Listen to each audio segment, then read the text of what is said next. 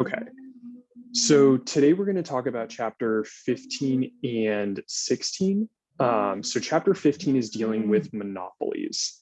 And monopolies, kind of the easiest way to think about a monopoly is basically a monopoly is the only seller of a product without a close substitute. And it's the only firm in the market. And by being the only firm in the market, that means that the firm has market power. So the firm can actually influence the price, and in many cases, actually just set the price in the market. So it's important to, before we kind of jump into monopolies, to actually understand what causes a monopoly to form. So usually the main cause is some kind of barrier to entry. And there are three kind of types or sort reasons for barriers to entry. The first is a single firm owns a key resource. So in the 50s and 60s, De Beers diamonds, they actually owned almost all of the diamond sources in the world. So that would be an example of a firm owning all of the resources needed to make a product. The second is that the government can actually give firms or a single firm the exclusive right to the good. So for example, like in New York, Con Edison is like the only electricity provider. So that would be an example of the government actually giving a firm the exclusive right to produce a good. And then the third one is a natural monopoly. And so that's just basically a single firm produces the entire market quantity at a lower average total cost than more than one firm can. And this is actually pretty common in higher education. So like, for example, you have like SUNY, CUNY, the UC system in California, the California State University system. So a lot of times with higher education, actually the bigger the university system is, the more efficient it is in the lower cost it's able to provide education at. So that's an example of kind of something that can be a natural monopoly. Another thing is actually, so like cable companies. So cable companies, it's really expensive for them to run lines, but once they've run a line, it's basically free for them to provide service because the lines are the main source of like cost. So that's another example of a natural monopoly. Like if a cable company has installed cable in an entire city, it's able to offer cable at a very, very low price because the fixed costs are really, really high up front. But over the long term, the variable costs are really, really low for the firm.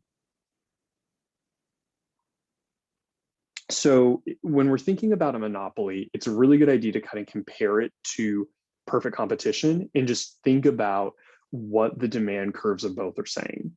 So remember, in a competitive market, market demand slopes down. So we have our normal demand curve, but for individual firms in a competitive market, the individual firm's demand curve is actually horizontal at the market price. And we can see that right here. So whatever the market price is, that is the price for the competitive firm, and that is their demand curve. So basically, in a competitive firm's market, the firm can actually increase quantity without lowering price. Because remember, for a competitive firm, the price is constant. They can't change the price because they take the price in the market as a given. So they can just change quantity. So marginal revenue is actually equal to price. So we have MR is equal to price for a perfectly competitive firm. Now, for a monopolist, that is not the case. So the monopolist actually faces the market demand curve. And that's really, really important because to sell more quantity, the monopolist actually has to reduce price.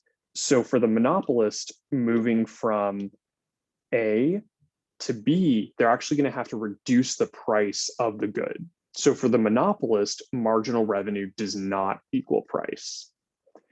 And I think someone raised their hand.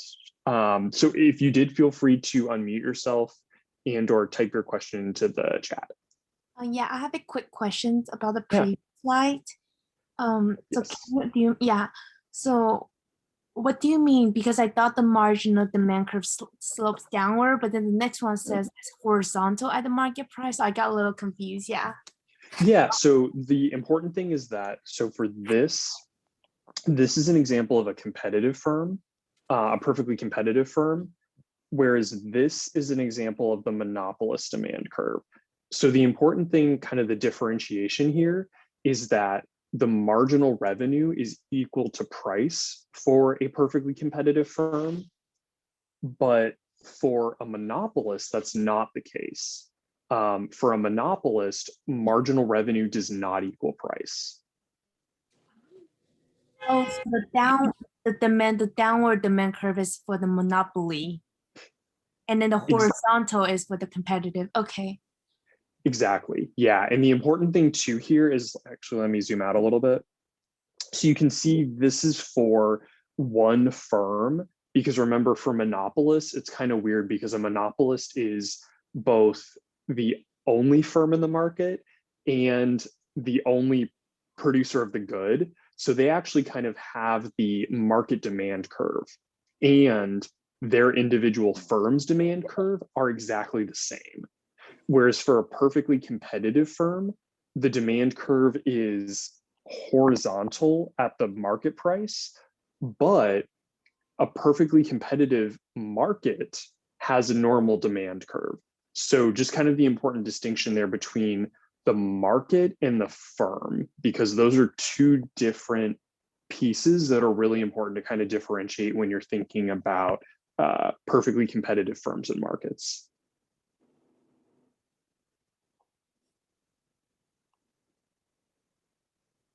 Okay. So when we're thinking about marginal revenue, just kind of a refresher, it's really, really important that when you're thinking about marginal revenue, you really want to remember that calculating it is simply just taking the change in total revenue over the change in quantity. The other actually really important thing to remember is that marginal revenue can actually be negative. So that's very, very uncommon in kind of our introductory microeconomics course. Most things are positive, but marginal revenue can be negative. And the reason for that is we can see with this poorly drawn graph. So the demand curve intersects the price and quantity, but marginal revenue, remember, is actually to the left because marginal revenue is less than the demand curve. So because of that, there's a point where marginal revenue actually intersects with the y-axis, or sorry, the x-axis, and actually becomes negative. And so at that point, each additional good the firm produces beyond this point, they're actually losing additional revenue. So just kind of an important piece to remember that marginal revenue actually can be negative for the monopolist. So we already talked about perfectly competitive firms' marginal revenue and monopolist marginal revenue. But when we're thinking about both of those, we need to remember that there is an important key difference with the monopolist marginal revenue curve. And the difference is the effect that increasing quantity has on the monopolist revenue. So the first is the output effect. And all that's basically saying is that the more output that is sold, the revenue is increased, because if you sell more of a good, you're increasing your revenue. The second effect, though, is the price effect. And so that is basically just saying when you increase quantity, the price has to fall, which lowers your revenue. So the monopolist has these two different effects interacting with one another, in whichever effect is more powerful, that is going to determine if the monopolist is going to increase their revenue if they increase quantity, or lower their revenue if they increase quantity.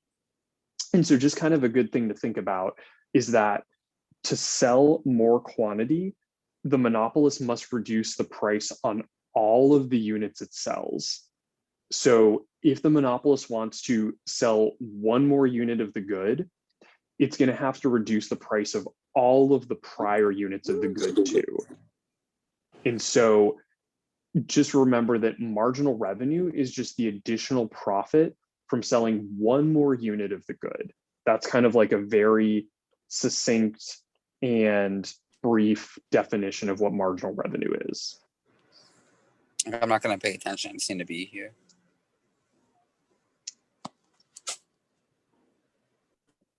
Okay. And so the next thing we want to understand or think about is we want to think about profit maximization. So very similarly to all of the, all companies want to make money. So similarly to a competitive firm, the monopolist maximizes profit by producing where marginal revenue is equal to marginal cost. But remember, this is different than the perfectly competitive firm, because the perfectly competitive firm, marginal revenue is equal to price. That is not true for the monopolist. The monopolist has a separate marginal revenue curve. So to find that, what we need to do is we need to think about the intersection point of marginal revenue and marginal cost. So here we can see this is the intersection point of marginal revenue and marginal cost. So to determine the price in the market, we're going to go up from there to the intersection at the demand curve and then go over. So this is going to be the price sold in the market. So that's the price that consumers are going to pay. This is going to be the profit maximizing quantity. So that's the quantity that the monopolist is going to produce in the market. And so importantly, compared to a perfectly competitive firm, monopolists actually earn profit. And the reason for that is basically the difference between the average total cost curve and the price. So we can just see that by looking at these 2 points. And then that difference is basically going to be the profit for the firm. And we have the average total cost curve, which gives us just the total costs at each quantity, or sorry, the average total cost at each quantity. And then we have the marginal cost, which is basically just the additional cost of producing the next unit of the good. So another really important piece is that in the prior graphs, you probably noticed the monopolist does not have a supply curve. And the reason for that is because the monopoly firm is actually a price maker. So the monopolist firm actually sets the price in the market. It doesn't take the price in the market because it is the only firm in the market. So this interaction is really important because quantity and price are actually jointly determined by the marginal cost curve, the marginal revenue curve, and the demand curve. So that interaction basically will determine where the relationship between quantity and price are for a monopolist. And so when we're thinking about kind of what the difference is between a monopolist and a competitive firm, we should remember that the competitive firm is going to have price set down here. So that is going to be the competitive firm's price that they can charge in the market. The other difference is that their quantity is going to be at this point, because the intersection point for a perfectly competitive firm is going to be where the demand curve and the marginal cost curve intersect. And so this is going to be the quantity that's sold in a perfectly competitive market. Now compare that to a monopolist. So for the monopolist, the marginal cost curve and the marginal revenue curve, this intersection point right here is going to be the actual point where the monopolist is going to produce. So they are going to produce a lower quantity and at a higher price. So just kind of important to think about when you're thinking about comparing perfectly competitive firms and monopolies. The difference is really, you have monopolies charging a higher price than perfectly competitive firms and selling a lower quantity. So the quantity is less and the price is higher. So because of that, there should be some sort of welfare cost. In that welfare cost is basically going to be the difference between where price is equal to marginal cost. And for monopolists, their price that they charge in the market is greater than the marginal cost. So because of that, the monopolist quantity is too low. They could increase the total surplus in the market by selling a larger quantity. And so because of that, monopolists have deadweight loss. And we can see that deadweight loss in this example. So this graph has the competitive equilibrium, which is QE, which is down here. So QE and PMC. So that is the perfectly competitive quantity and price. Total surplus is maximized in that scenario. For the monopolist, though, their quantity is going to be QM. Their price that they're going to charge in the market is going to be P. So we can see then that the difference is going to be the deadweight loss here. So basically, the loss in quantity is going to be represented by deadweight loss. And surplus is going to decrease, but producer surplus is going to increase because remember, the monopolist is going to make more money. That's why monopolies generally have some sort of regulation because they're able to charge a price higher than the marginal cost. Okay, so let's take a look at the first. Oh, actually, let me answer this question first. Yeah, so QE is just the quantity that the perfectly competitive firm is producing. In QM is the quantity the monopolist is producing.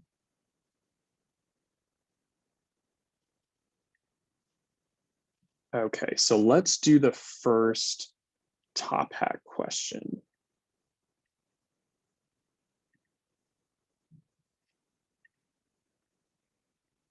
Okay, so let's present.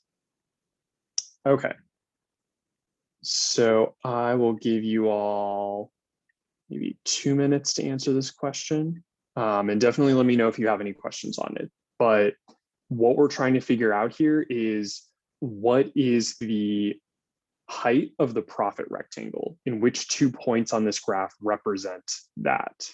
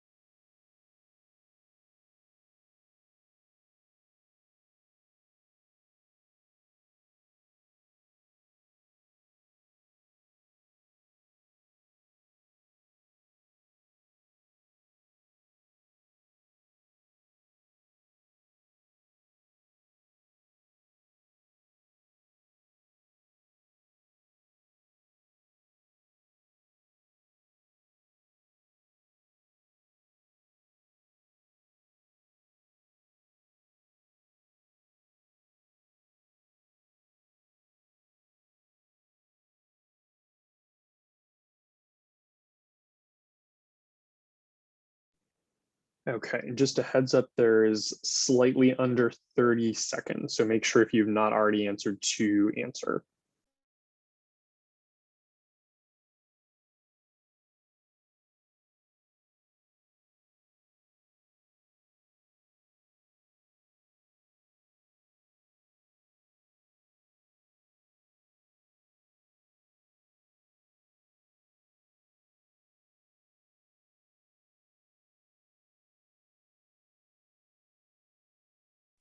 Okay, so let's take a look and see what the answer is.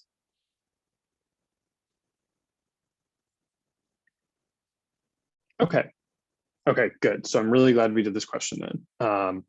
So if we look at the graph right here, so we can see that they have the average total cost curve is here, the demand curve is here, marginal cost, marginal revenue. So the first thing that I would suggest is just understanding where the profit maximizing quantity is, which in this case is going to be at this point right here. So this is going to be the profit maximizing quantity, intersection of marginal cost and marginal revenue. So to determine the profit, we know that it's going to be somewhere at Q2. So to determine that, we need to look at where the ATC and the demand curve are intersected by that quantity. And so because this difference right here between the average total cost and the demand curve, that is going to be the profit. So this is going to be the profit rectangle for this firm, where average total cost is the average of all the costs that the firm is paying, and then A is the price that consumers are paying in the market for that good. So let me pause here and see if there are any questions before moving on. So when you say profit maximization, you mean like the quantity, not the actual price? Okay. And then, okay. So the quantity here is 2. So then we look at the price of profit maximization is at A. And then the quantity is just where they meet. So that will be C, so Q2. Okay. Yeah, that's exactly correct. And the way I actually like to think about for monopolists is not kind of think about price at first, but think about quantity, because quantity is the really important piece here, because you can figure everything else out if you know the intersection of marginal cost and marginal revenue, and then basically just go straight up from the quantity. So basically up from C, and that'll give you all the other information you need to know, because that quantity is locked in. Okay. Got it. Thank you. Yeah. Wait. Yes, so that's a good question. Is there always a point on the ATC curve when finding the profit? And yes. So to find the profit, you always should look to the ATC curve in that difference between the demand curve and the ATC curve, because that'll give you the profit or loss potentially, because not all monopolists are going to make a profit. Most do, but not all do. Okay. How would you know if it's a loss? Yeah, so if it's a loss, let me draw an ATC curve. So if you had an ATC curve like that, then the loss would be represented by this. Actually, let me use a different color.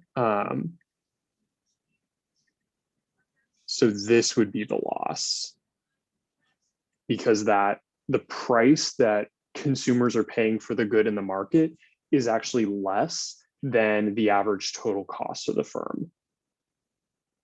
Okay, so for this one, if the demand is under the ATC, then it's a loss. Okay. Exactly. Yeah. Got it. Thank you. Yeah. Does anyone else have any other questions before we move on? So just to make sure, the answer is A and G, correct? Correct. Yeah. Okay. Okay. I put A and C, but now I see. Yeah. And so if you were trying to find the firm's revenue, A and C would be correct, because that's like the total amount of money they're making. Okay, got it. Thank you. Yeah.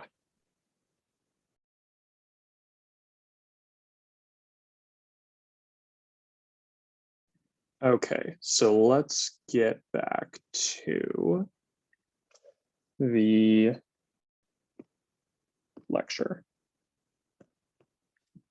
Okay, so a lot of people actually ask this in Top Hat, and I think this is a really, really good question.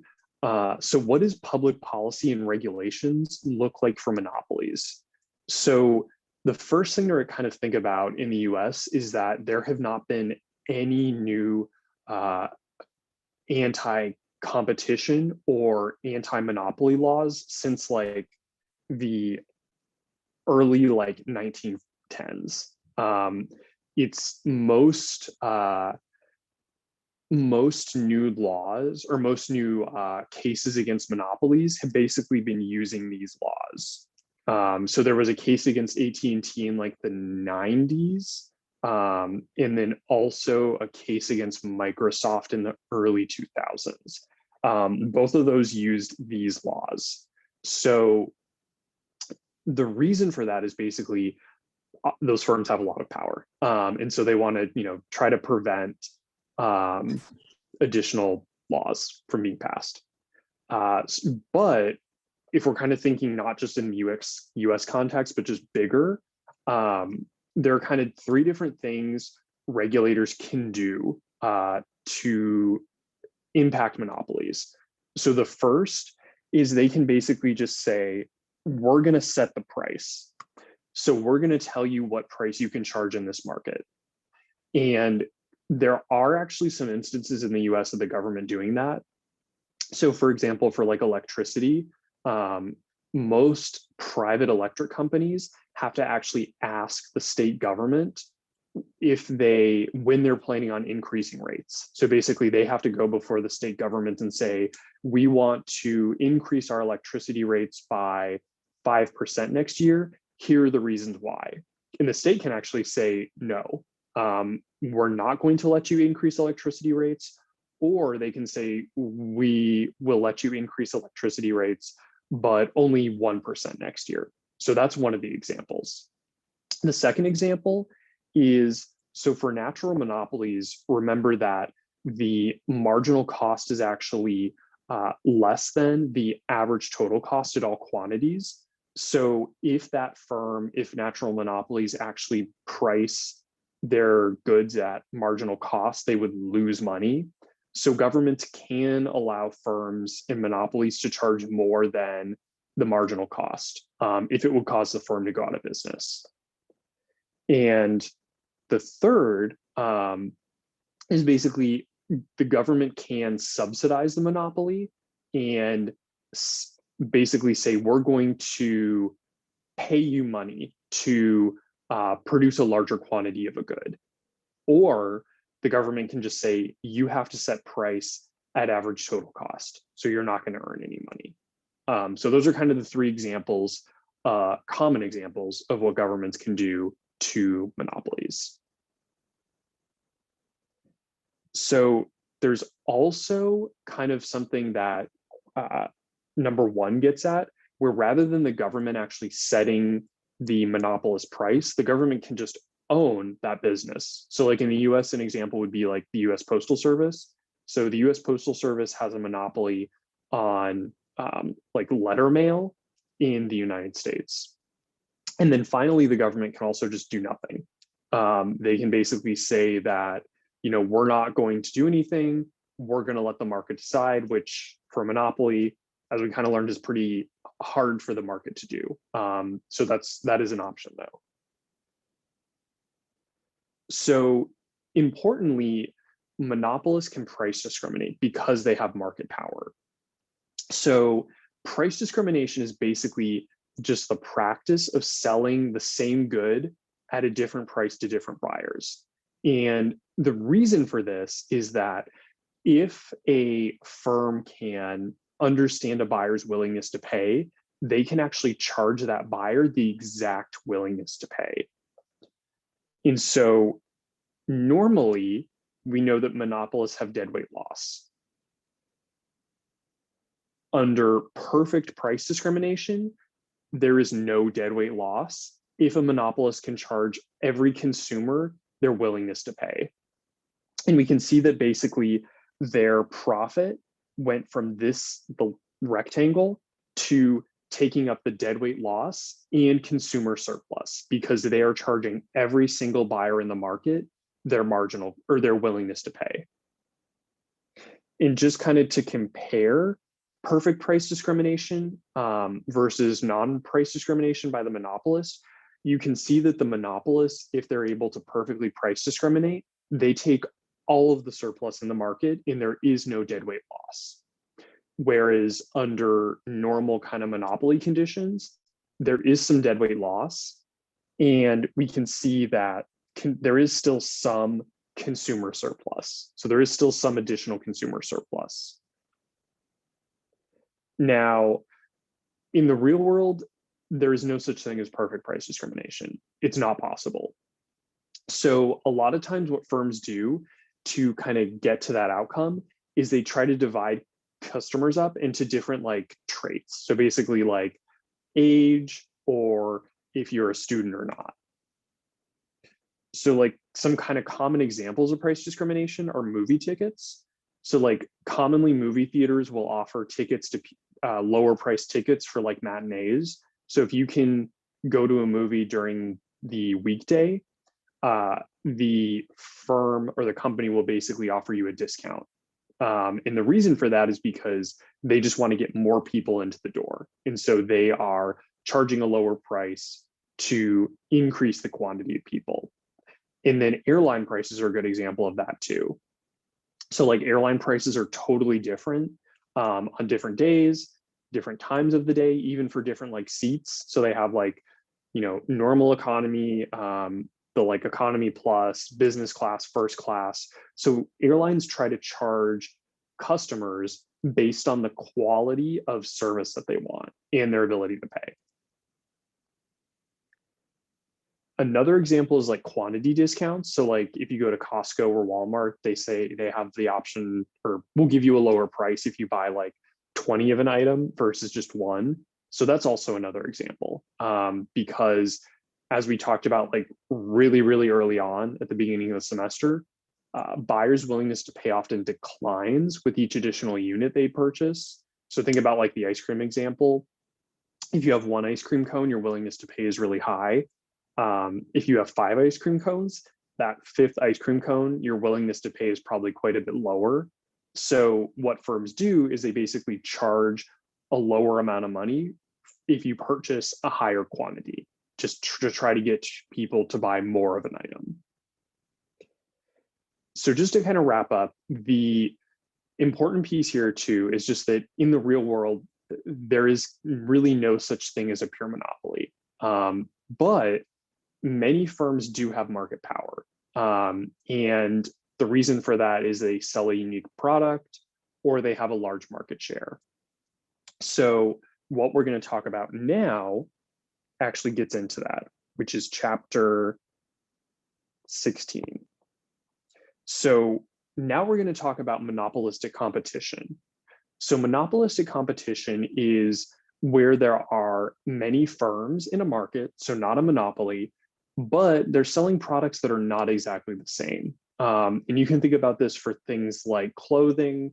So like H&M and Zara, they're like kind of similar, but they're also, you know, different products.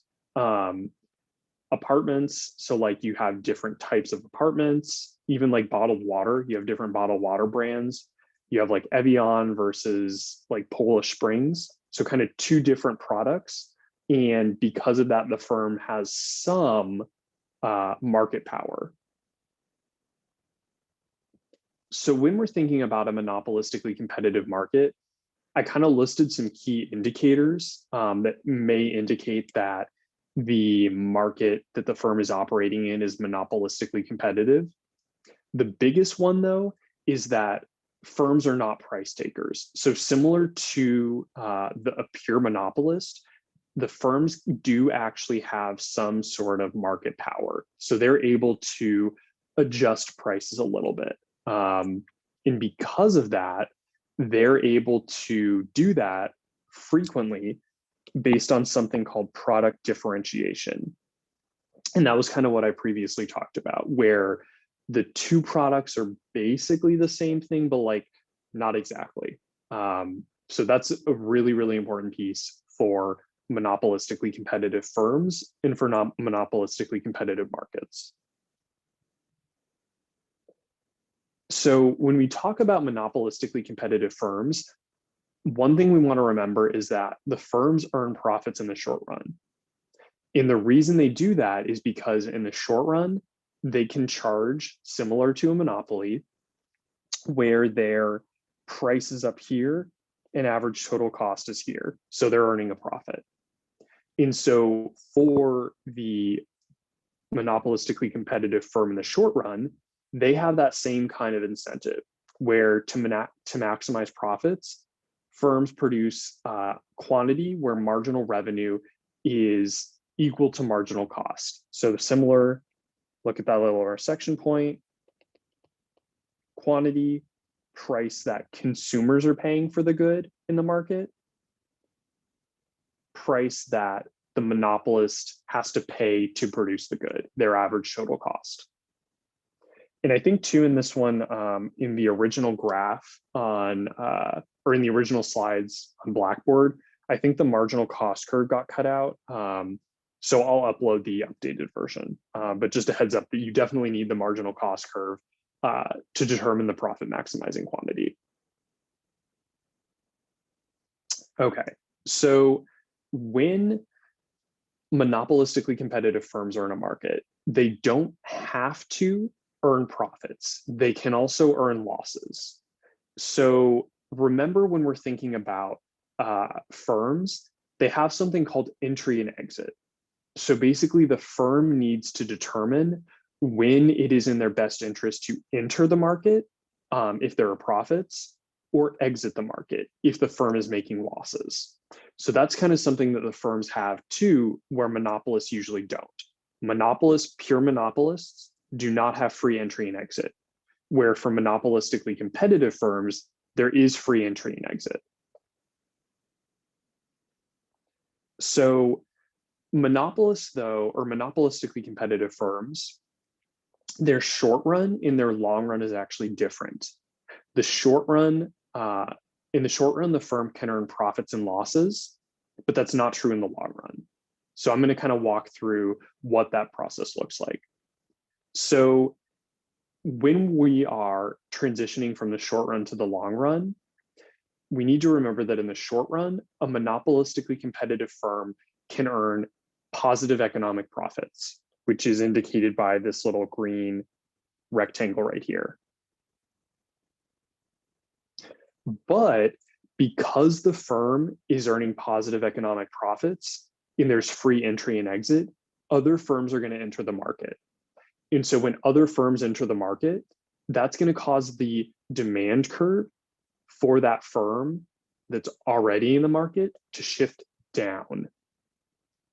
And the reason is because there's a new firm that's entered the market.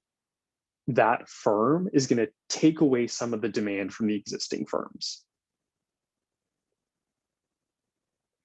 So then when the demand curve intersects with the average total cost curve, which we can see right here, that is going to be the case where in the long run, you know the firm is going to be earning zero profits, because when firms are additionally entering, the demand curve keeps shifting down, down, down, until all of the firms in that particular market are earning zero economic profits. So in the long run, monopolistically competitive firms earn zero profits. So why is that the case though? Why is it the case that in the long run, firms in monopolistically competitive markets earn zero profits?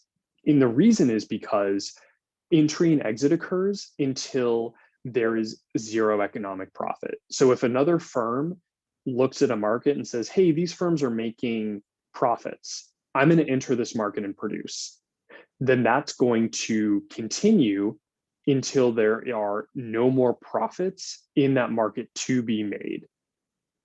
The important difference here, though, because this is still not perfect competition, is that the firm is going to charge a markup over the price of marginal cost and does still not produce at the minimum average total cost curve. So remember that for the perfectly competitive firm, their price and marginal cost is going to be the same. That's not true for the monopolistically competitive firm in the long run. They're still going to produce at a quantity that is lower than they otherwise should be producing at. Okay, so let's take a look at the second top hat question.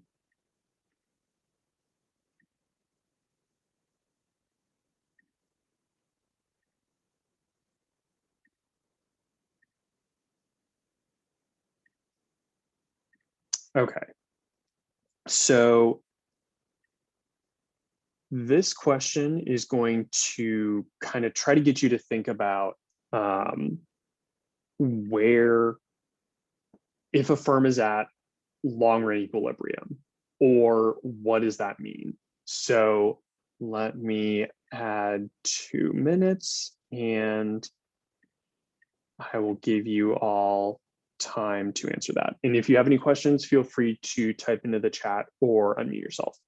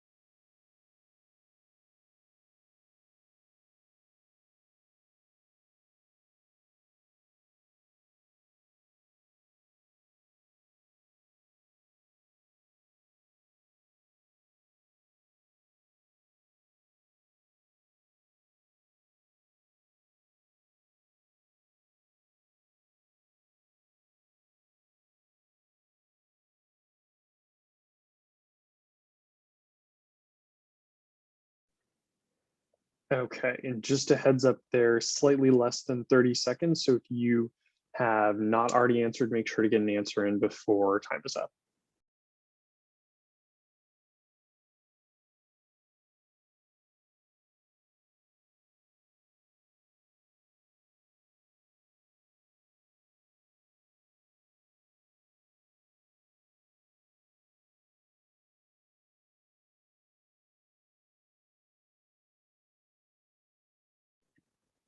Okay, so let's take a look and see what the correct answer was.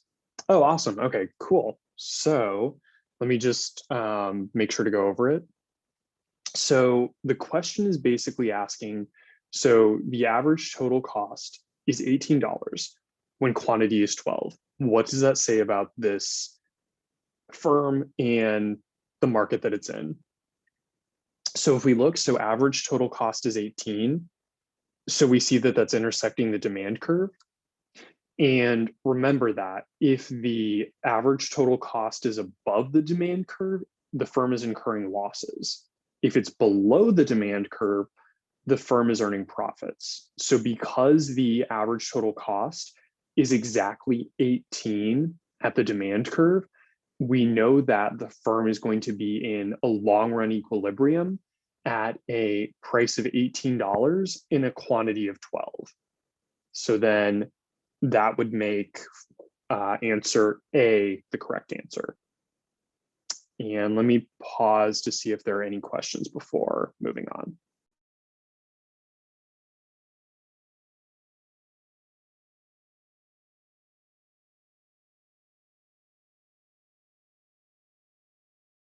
Exactly. Yeah. So there is no profit at ATC of 18, quantity 12. Exactly.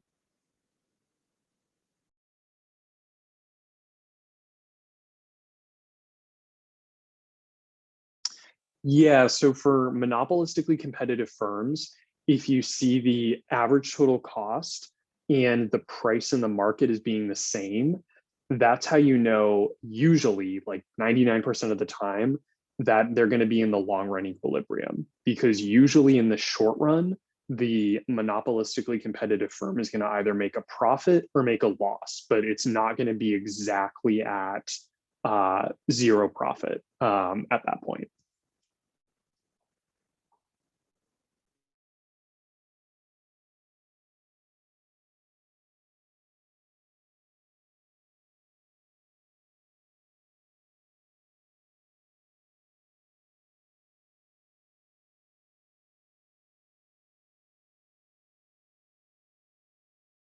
Okay, so let me get started with the final piece.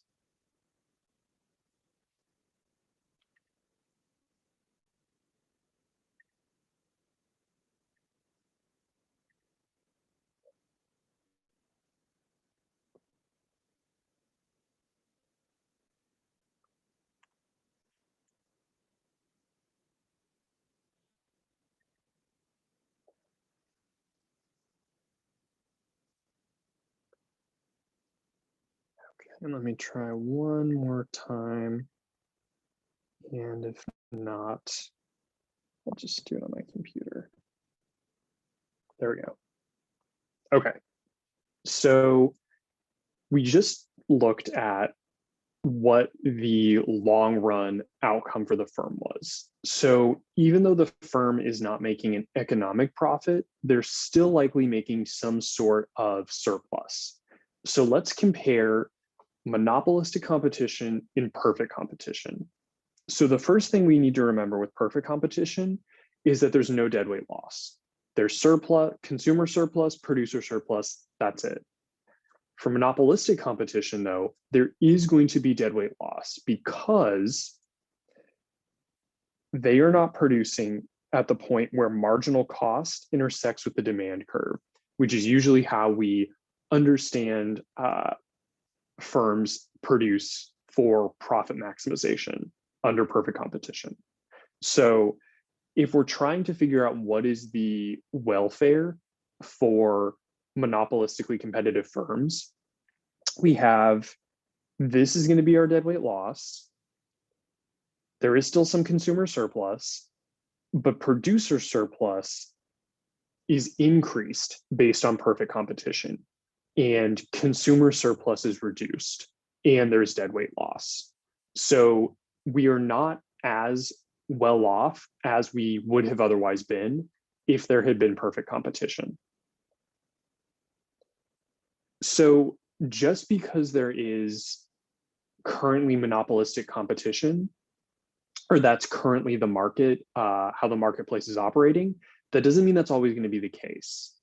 So when we're comparing monopolistic competition to perfect competition, we can first see, so for monopolistic competition,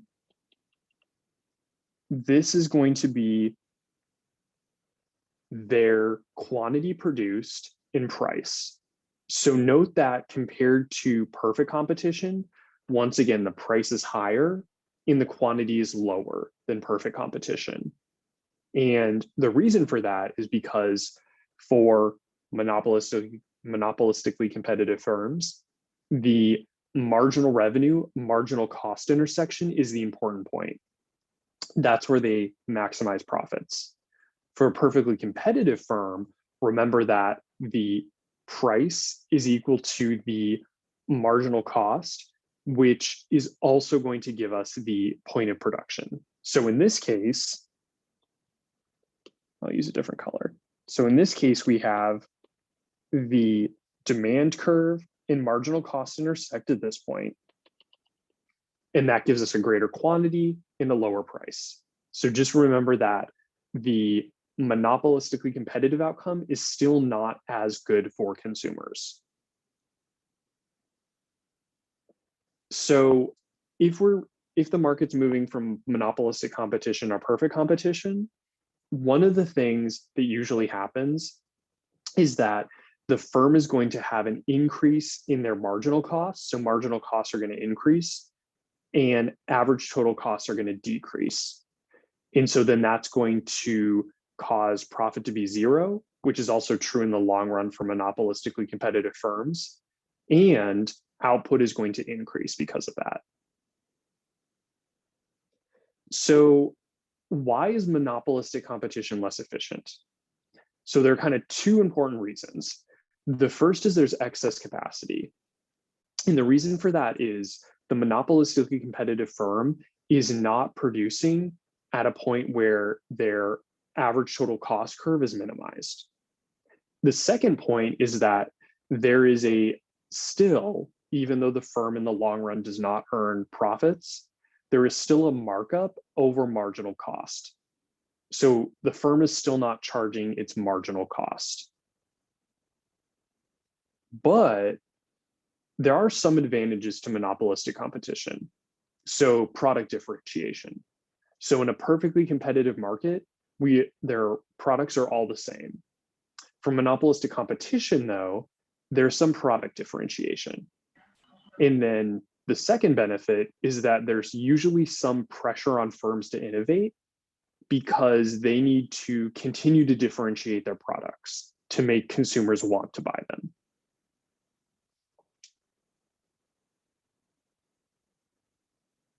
Okay, so let's move to game theory, but let me pause just really quickly to see if there are any questions on monopolistic competition before moving into game theory.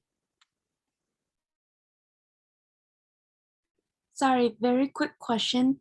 When you mentioned before the increased marginal cost and then decrease the average total cost, and that is from monopolistic to perfect competition, right? Yes, yeah. Okay, sorry, this is a very quick question, yeah. Awesome, okay.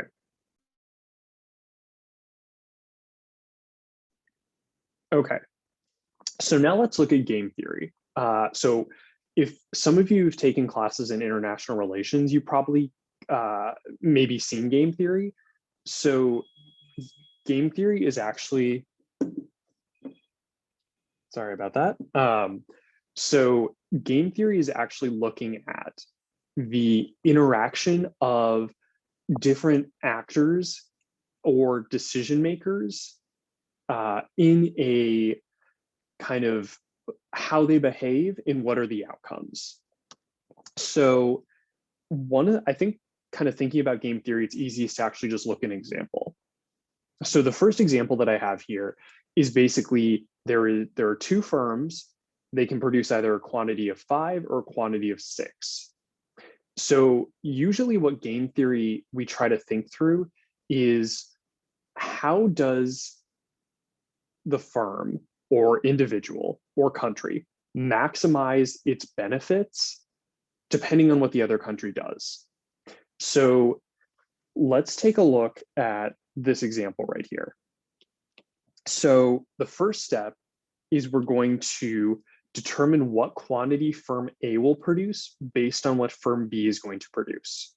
So in this example, just to kind of explain it a little bit, we have firm A's profit is going to be on this.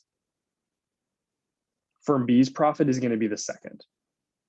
So those are the profits that each firm is going to earn based on the outcome.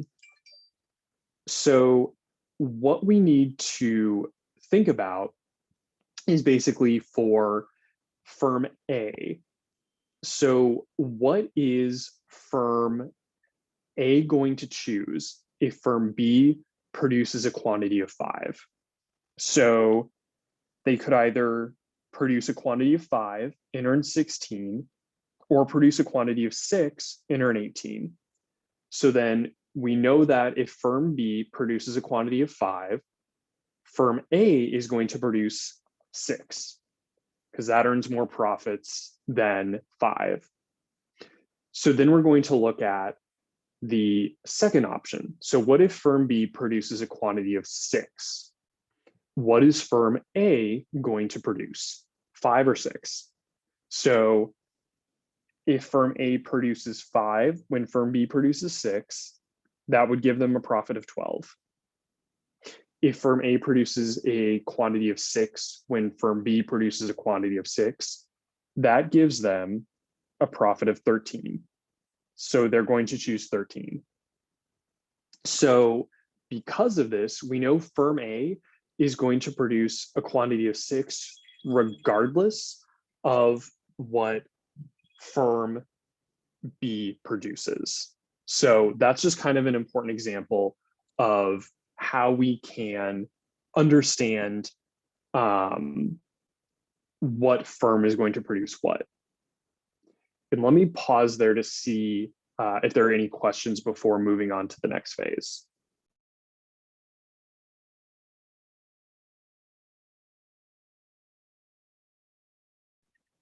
Awesome. Okay, so the next step is we're going to look at what firm B is going to produce based on what firm A produces. So similar to the prior example, what we're going to do is, so what if firm A produces 5? What is firm B going to produce? So we can see that they either have an option of 16 or 18. So in this case, they're going to choose to produce 6. But if firm A chooses to produce 6, what is firm B going to produce? So they either have an option of 12 or 13. So they're going to choose 6 again. So we know that firm B now is going to produce 6 regardless of what firm A produces. So because of that, this is where the firms are going to end up.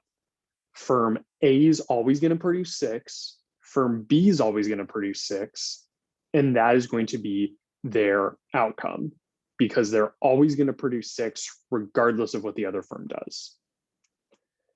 So there are 3 kind of important phrases that you need to remember when thinking about game theory. The first is dominant strategy. So dominant strategy basically is just the idea that the strategy that's the best for a player in that game. And that's going to be regardless of the strategy chosen by other players. So if a player has a dominant strategy, they're always going to choose that strategy regardless of what other people do or what other people decide. The second example or the second phrase is prisoner's dilemma. So prisoner's dilemma is basically just a game between 2 captured prisoners. And it's kind of this really early game theory example that a lot of international relations students are shown. It's just kind of designed to help you understand that it's really difficult to cooperate, even if the best outcome is dependent upon you cooperating. And then the final term is a Nash equilibrium. And so that's just basically the optimal outcome of a game is one where no player has an incentive to deviate from their strategy after considering an opponent's choice. So those are just kind of the 3 important terminology pieces for game theory. So why don't we take a look at the prisoner's dilemma, just to kind of see what that looks like. So there are 2 prisoners, Bonnie and Clyde. They've robbed a bunch of banks, they've been captured, and now they have either 2 options. So they can confess or remain silent.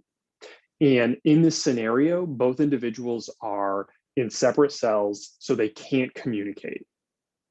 So notice that because both individuals cannot communicate with one another, the best outcome would be for both of them to remain silent, because that is the smallest total negative impact to both of them. But because each individual, so for example, if Bonnie remains silent, but Clyde confesses, Bonnie goes free.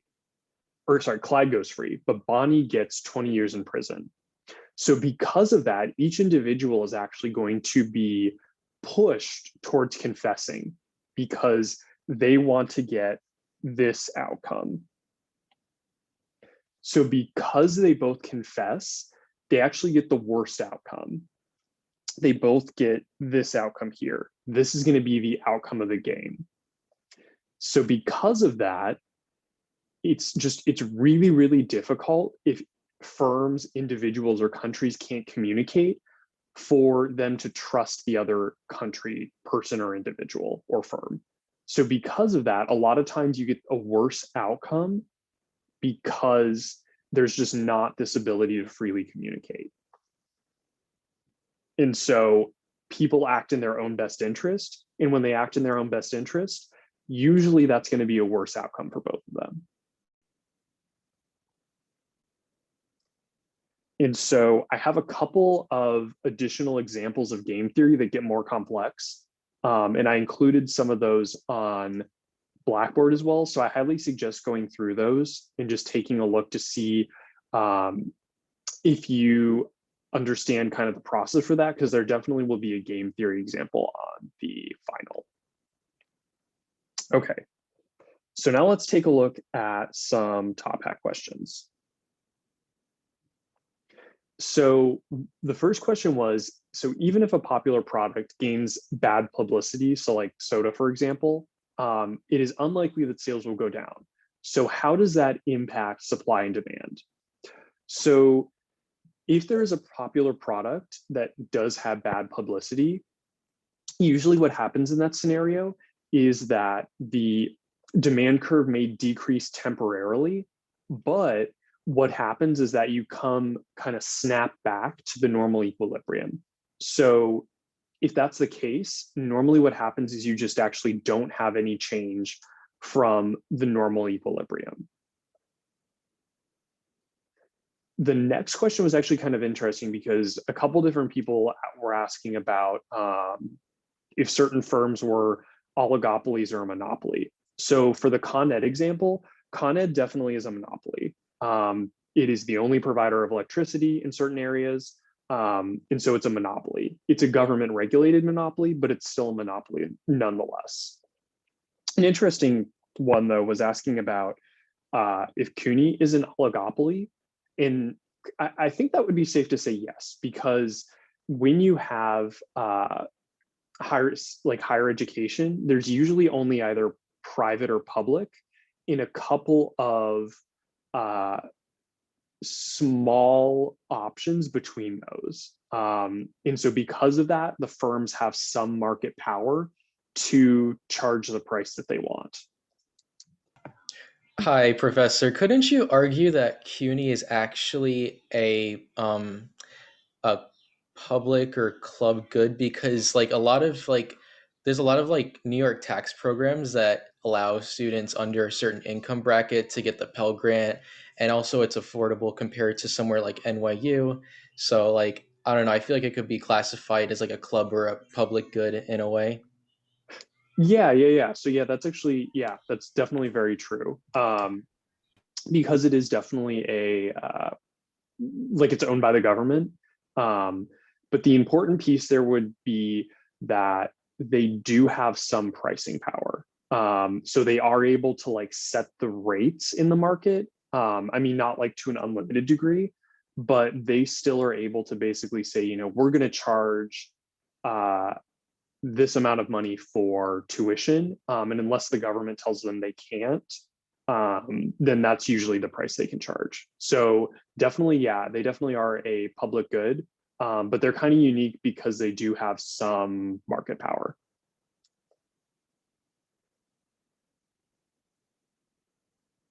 Okay, and then the next question was actually a question from the midterm 2. So I think this was question 23 for this particular person, but it could be a different based on your specific like exam. So this question was asking, basically gave you labor and output, and then actually asked you for the marginal cost. So this question was basically trying to trick you. So you actually needed kind of different pieces of information from each individual section. So remember, for marginal cost, it's the change in total cost over change in quantity. So for this question, you basically need the total cost, which this gives you. So they pay $15 a day for a sewing machine, and they pay their workers $30 a day. So we know moving from 11 to 17 that they increase their number of workers by 1, but the amount of sewing machines they use is constant. So we basically have to take 15 times 1 plus 30 times the amount of labor to get the total costs. And then we do the same thing, but for 11.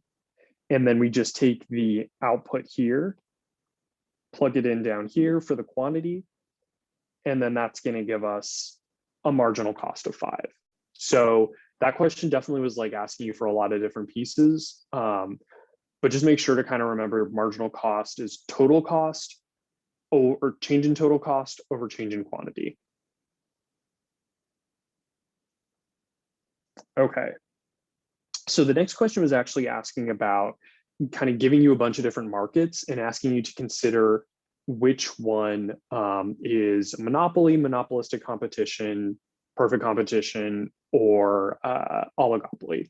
So the first one they give you is tap water. So there's only one provider of tap water, so you know tap water is a monopoly. The second one is bottled water. And so because bottled water manufacturers use advertising, that's a way that you know that it is monopolistic competition because they use advertising to differentiate their products. The third one, so cola producers engage in strategic price behavior.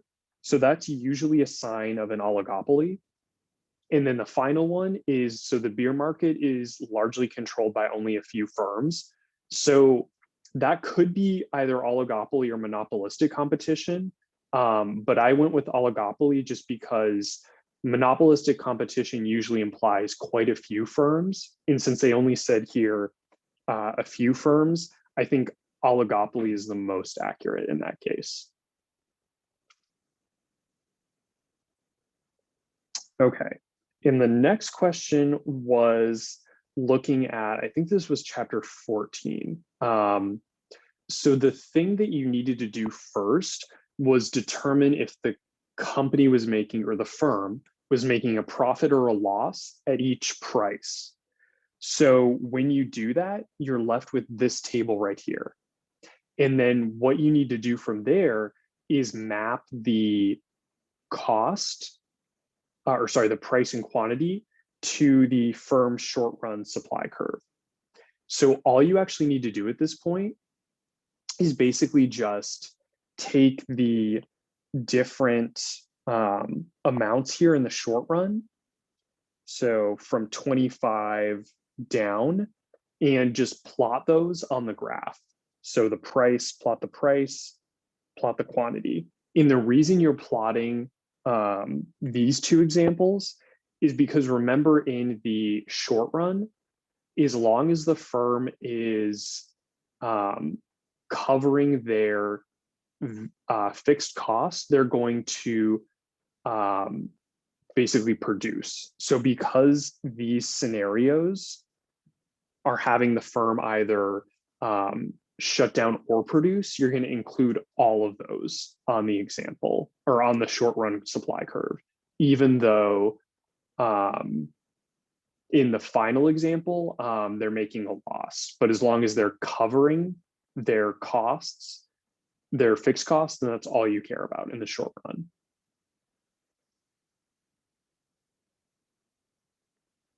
Okay, then the next question was asking about, so which of the following statements about monopoly profits is correct?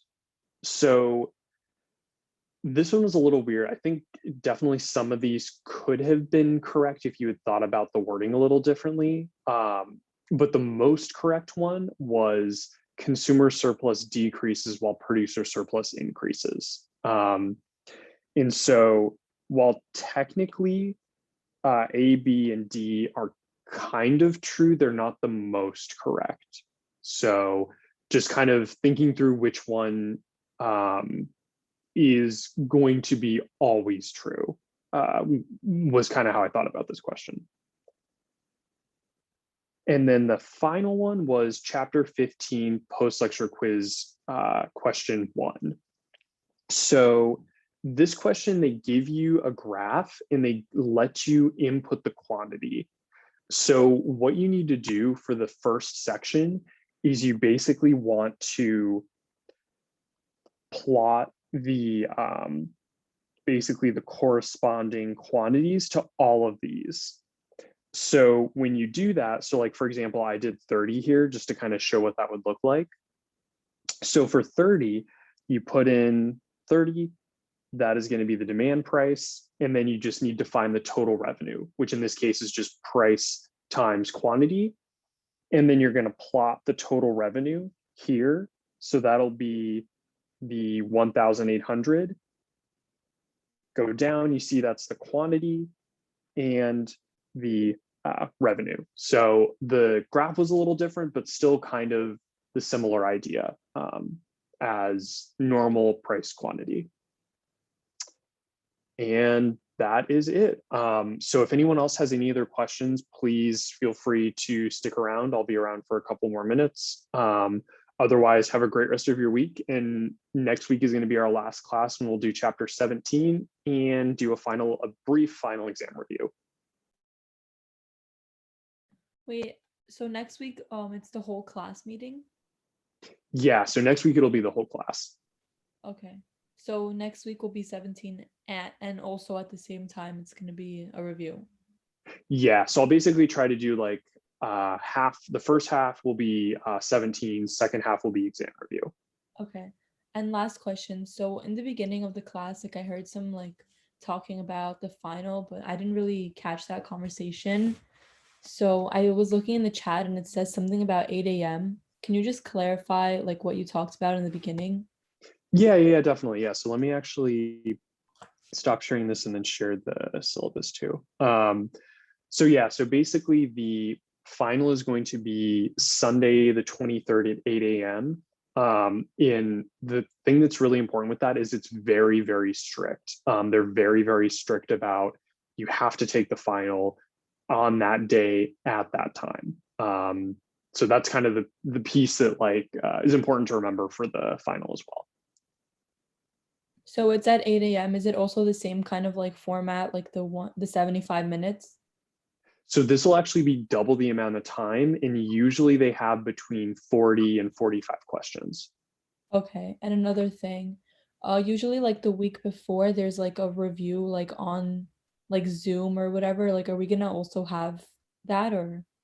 Yeah, so there definitely will be that. We're kind of working out the final practice exam review right now. So I'll post that information to Blackboard when I have it. And then I will also do similar to midterm 2, like individual reviews kind of throughout the week before the exam.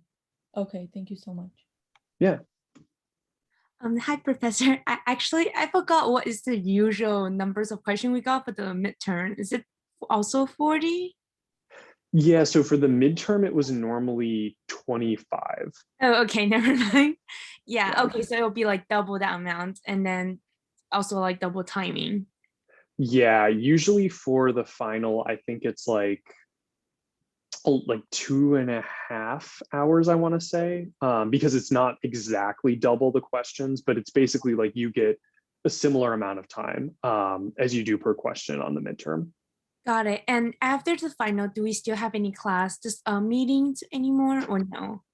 No, so the last meeting we have is actually on the 11th, so next Tuesday, and then we don't have any meetings until the final. Okay, got it. Thank you so much. Yeah, no worries. Wait, so the final is gonna be like on Zoom also? Oh, sorry, no, just normal Blackboard. But yeah, we don't have to be on Zoom for that. Okay, thank you. Yeah. Thank you. Professor, so just to clarify, it's the finals on everything, right? Yes, and I'll send out like a more detailed kind of explanation, but it's going to be basically 25% from midterm 1, 25% from midterm 2, and then 50% from midterm 2 to the final. Thank you. Yeah.